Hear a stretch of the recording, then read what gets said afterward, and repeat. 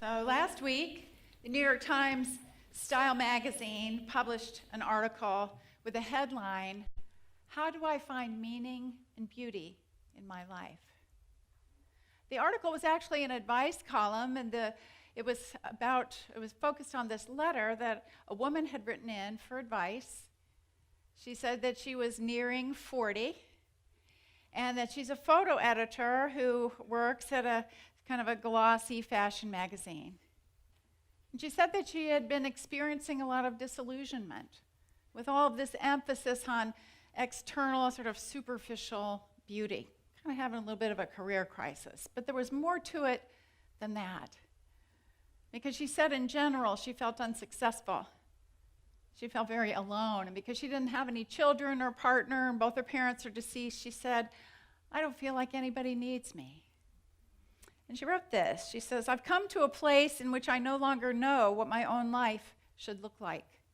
I literally do not know what to do with myself and what I should believe in anymore.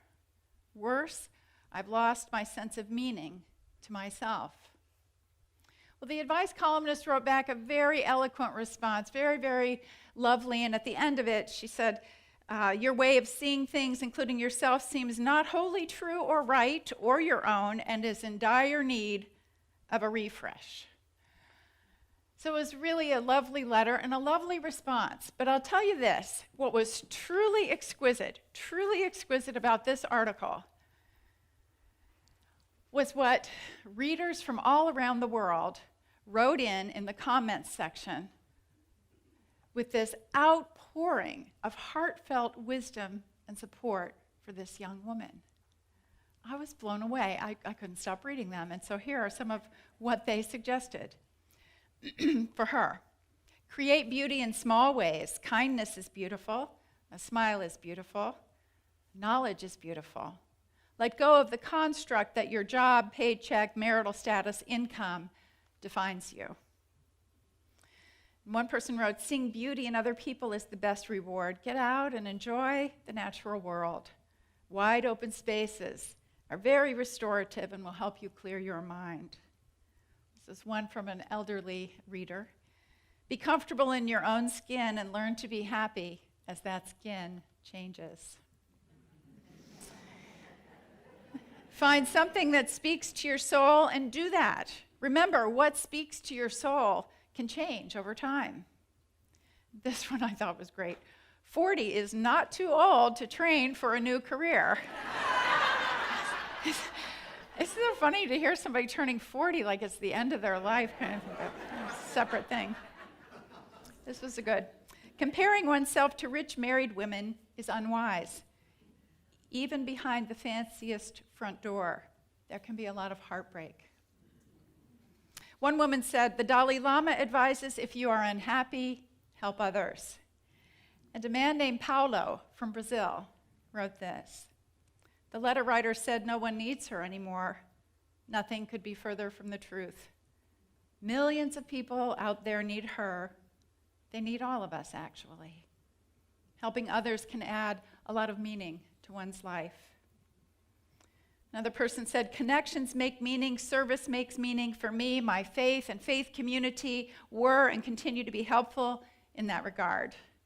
And this one, which is especially pertinent to our service today, "Find your own spirituality and listen carefully to what it says. Those are your values trying to guide you." Well, I share this with you today for 3 reasons. And the first is that I don't think this young woman is the only person who's feeling lost these days. And I thought there were some actually great suggestions in there. The second reason for sharing it is just to appreciate for a moment this incredible response that she got from total strangers all around the world, which tells me that in ways we don't even know, the universe is pulling for us. Because if any one of us had sent out that kind of request, if we were earnestly seeking some kind of guidance, you know that we also would have received all sorts of love and support from friends we've never met. And the third reason I share it with you is that because in my mind, what each of these people was saying to this woman was lead your life, Make it what you want it to be. You have many wonderful, beautiful options.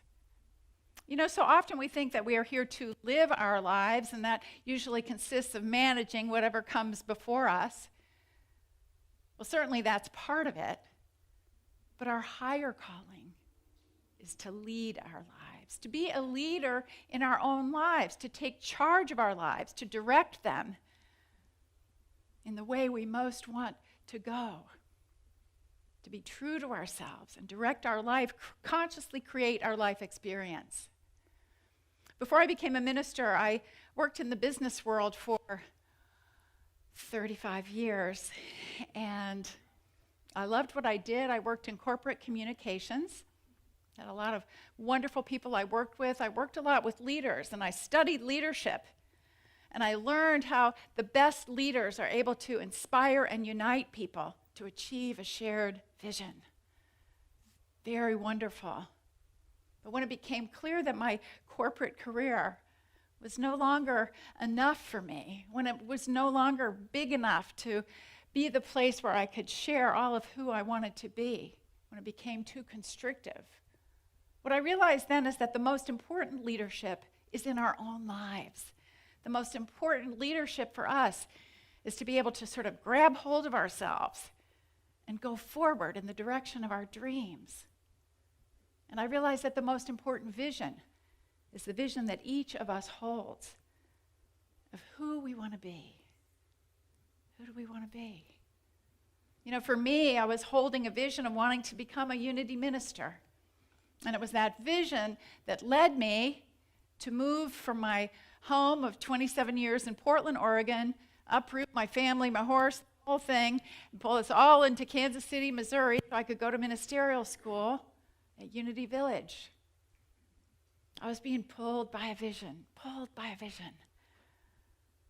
And so in my 50s, I made a complete career change, which made me want to tell that woman who wrote in, my gosh, you're not even 40 yet. You could have 2 or 3 more careers before you're done, right?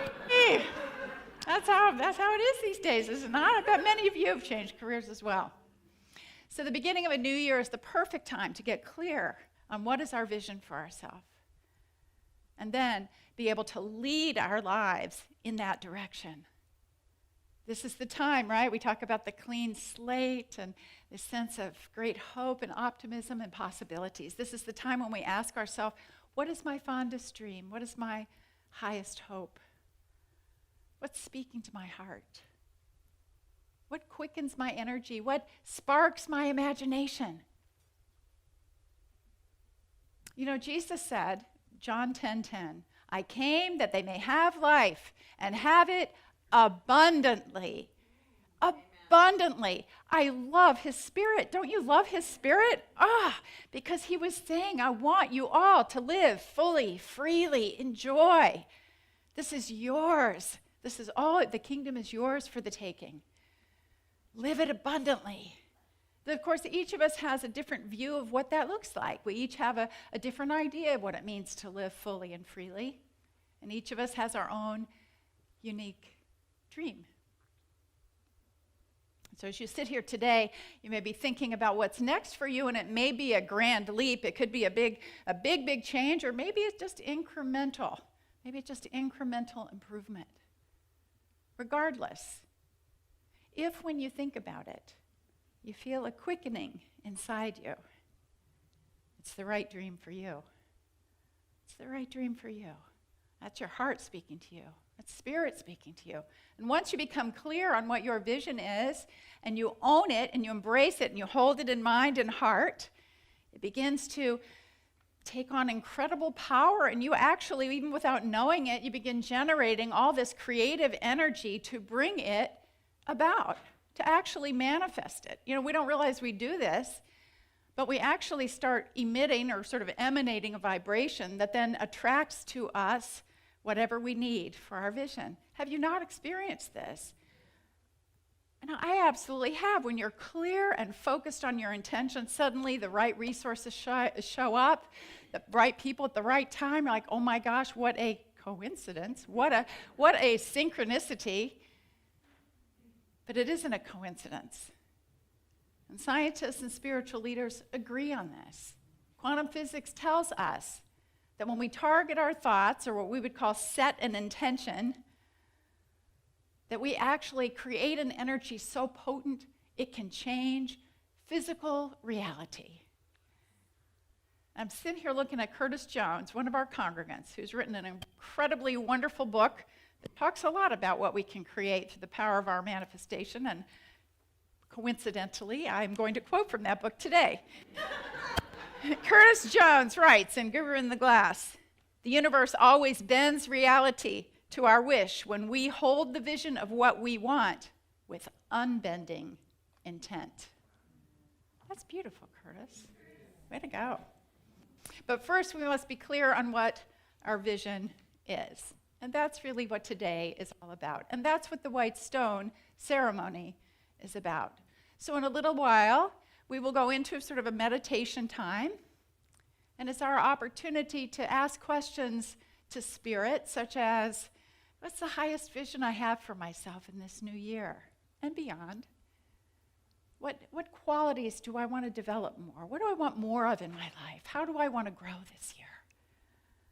So we ask the question, listen for the answer, and when it comes, we write it down in a word on our white tile. Did everybody receive a white tile when you came in? If you did not, you can raise your hand. Our ushers will bring you one. You write it down there, and that becomes your touchstone for the year. Keep it in front of you so you can refer to it often. Because on that stone, that word is giving you direction on how to lead your life in 2020. So before we do that, let me give you a little bit of background on the white stone ceremonies. People sometimes wonder, where the heck did this come from? Well, it evolved from Revelation 2:17. You go ahead and show that slide, Mary. From Revelation 2:17, which begins, "Let anyone who has an ear listen to what the Spirit is saying. To everyone who conquers, who overcomes, I will give some of the hidden manna." Okay, so what's the meaning here? Well, manna was a bread-like substance that was said to have fallen from the sky each day to feed the Hebrews in the desert. Unity co-founder Charles Fillmore metaphysically interprets manna to be spiritual nourishment or substance. So we can interpret this line, "To everyone who conquers, I will give some of the hidden manna," to mean when we overcome our limiting thoughts and beliefs about ourselves, it opens up a little crack. It opens up a little crack where more truth, more light can get in. "I will give some of the hidden manna" means I will reveal a little more of your true nature, your own divinity. And the verse goes on to say, "And I will give a white stone, and on the white stone is written a new name that no one knows except the one who receives it." So the white stone traces back to the time of Jesus. In his time, prisoners received a white stone when they were released from prison after they had served their time. And this white stone was actually evidence that they were free. It was considered proof. As long as they had that white stone with them, it was known that they had done their time. Well, similarly, we can see often are bound by our limiting thoughts and beliefs about ourselves. It's almost as if we create a prison of our own making. Is it not true? We do, because we hold ideas. I'm not good enough. I'm not okay. I'm not loved. I'm not worthy. Whatever it is. So we create our own prison in a sense. So this white stone is about what happens when we wake up and realize that in truth we are whole, we are loved, we are worthy, and we are free. We realize that we are free. That is a huge shift. We might say that we are made anew, that we have a new identity. We have a new name, if you will. So Scripture has plenty of examples of people changing their name, and the one that you may be most familiar with is Paul of Tarsus. So Paul of Tarsus, he was a devout Jew, and for much of his adult life, he went around persecuting Christians. And so he did that for a while, or a good long while, and then one day on the road to Damascus, he was struck down and he was blind for 3 days. What that symbolically means is that he was forced to look within. And all of that created a conversion experience for him such that when he came out of it, now rather than persecuting Christians, he was recruiting them. And he started going out into the Roman countryside, talking to the Gentiles to convince them to become Christians. Well, at this point, Saul actually changed his name to his middle name, which was Paul. So that was his Roman name. Saul was his Hebrew name. Changed his name to Paul. Now, on the one hand, you could say, well, that makes a lot of sense, or maybe he thought this. Hey, I'm going to be talking to Romans. It might be nice if I use my Roman name, a little simpatico there. So I may have done it for that reason, but there's an even better, even deeper significance here, because the name Saul in Hebrew means personal will, stubbornness. And the name Paul means enlightened will, spirit-directed. So by changing his name, he was indicating that he was giving up his personal will, not my will, but thy will be done. He was moving into this receptivity. Use me, God, that kind of experience. So we're doing the same thing. You see, we have this opportunity to let go of our limited thinking, to set ourselves free, and to shift from being in our ego self to being our God self. And the white stone that you have, that you're going to write on today, is actually your symbol of that freedom, but it's also your guidepost for how you go forward from here to live true to that direction. It's worth mentioning that the white stone that you received today is actually from the Holy Land. How sweet is that? You're actually holding something that came from the Holy Land. So these stones are created, they're cut from the white stone in Hebron, Israel, and they're provided by a company called the Jerusalem Stone Company, I believe is it.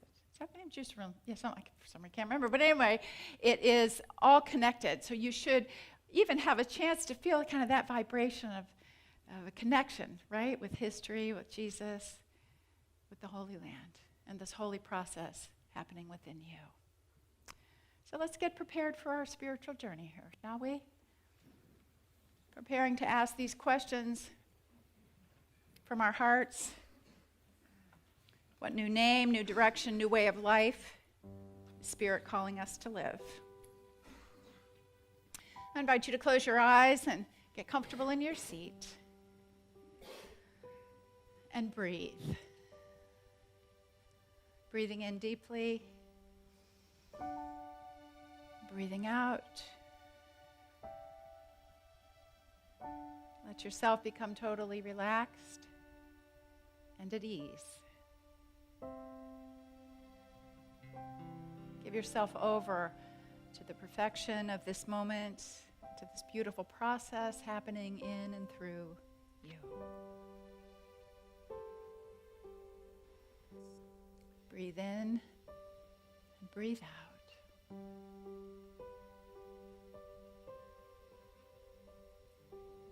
Take a moment to behold the divine order that has already unfolded in your life, up to and including now. Consider that you've been brought to this point in preparation for what is next. The universe is unfolding as it should, and so is your life.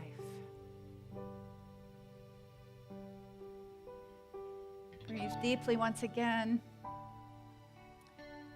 Knowing the old has passed away, it's served its purpose, and every event, every circumstance, relationship, opportunity, every challenge, every encounter, everything in your life has served a purpose. You're now at a turning point. You're ready to be released from anything that might bind you. You're ready to let it go and to get out of the way of your good coming forth. Indeed, you're ready to be set free into the best year of your life.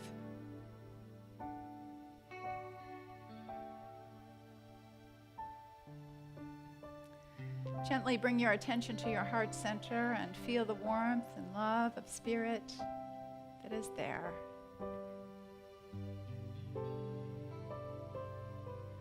There's a brilliant perfection coming forth in you. Open yourself to it. And listen for guidance. Who are you being called to be? What is quickening in you? What is calling to you? What aspect of your divine identity is your soul longing to more fully express? Breathe and let the answer come.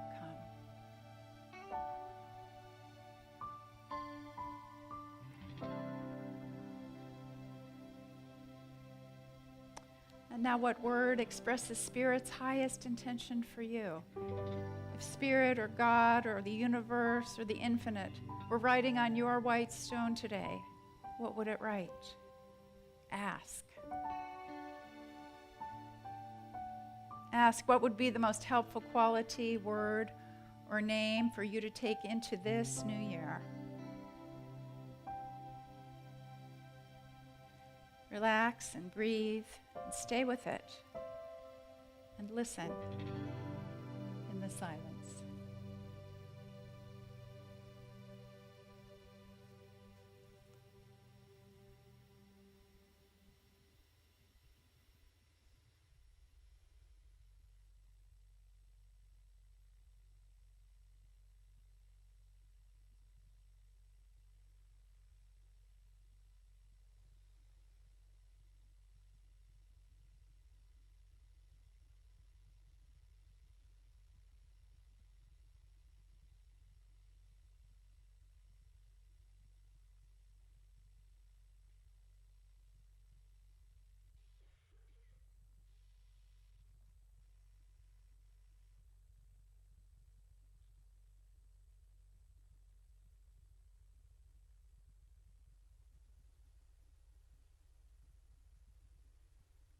Very slowly bring your attention back to this present moment and to this room.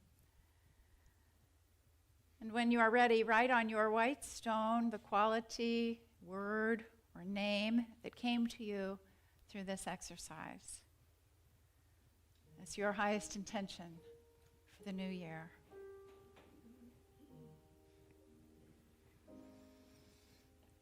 As you hold your white stone from the Holy Land, know that you've written a word that is very personal to you. Imagine Spirit writing this word on your own heart.